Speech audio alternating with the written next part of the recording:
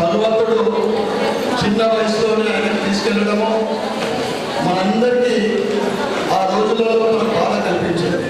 ఎందుకంటే మళ్ళీ గురువు పరంపర మనకు వంశపారంపర్యంగా ఈ కోన సముద్రము మనం అందరం కూడా వారికి శిష్యులో ఉన్నాం.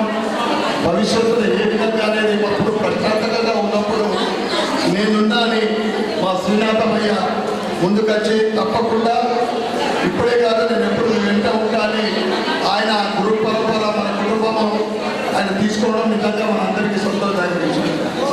ముఖ్యంగా ఈరోజు గురు పూర్ణిమ సందర్భంగా గురువు అంటే మనందరికీ తెలుసు, అందరి దేవుళ్ళకు గురువు దత్తాత్రేయుడు.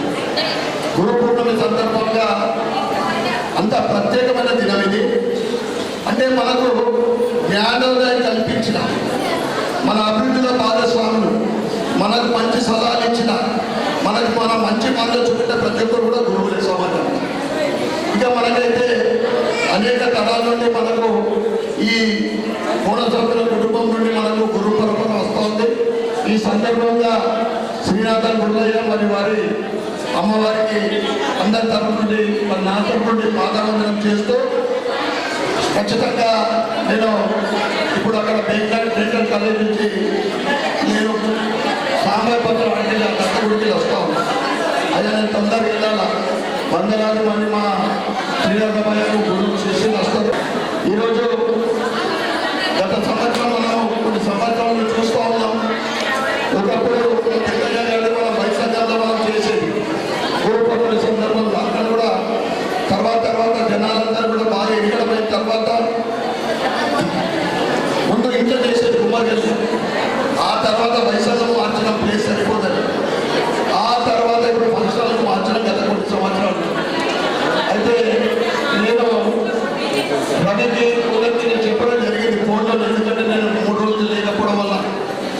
మరియు మా మహిళా వాళ్ళు వాలంటీర్గా అంటే తప్పకుండా మేము అందరం కూడా బద్దులమై వారిని సేవ చేసి ఎప్పుడు అవకాశం ఉండాలని మనమందరం కూడా సేవ చేయడానికి ముందు ఉండాలని. ఎందుకంటే గురువు ఆశీర్వాదం అంటే అన్ని సకల దేవతల ఆశీర్వాదం ఉండాలి. కనుక మరి ఒకసారి మనం అందరం కలిసికట్టుగా ఐక్యమత్యంగా ఇదే విధంగా రాబోయే రోజులలో మనం అందరం పెద్ద మనుషులు వచ్చినట్టుగా ఉండాలి. కుటుంబ సభ్యులందరితో రావాలి. ఎందుకంటే మన తర్వాత తరం ముఖ్యం. మనం ఏం చేస్తున్నాము, మన సనాతన హిందూ ధర్మం కోసం ఏం చేస్తున్నాము, గురువు గారిని ఏ విధంగా మనము సన్మానించుకుంటున్నాము, పూజిస్తున్నాము, గౌరవించుకుంటాం అనేది మన రాబోయే తరానికి తెలియాలి. అప్పుడే మన సంస్కృతి మళ్ళీ ఇంకొక తరం ఉండలేదు.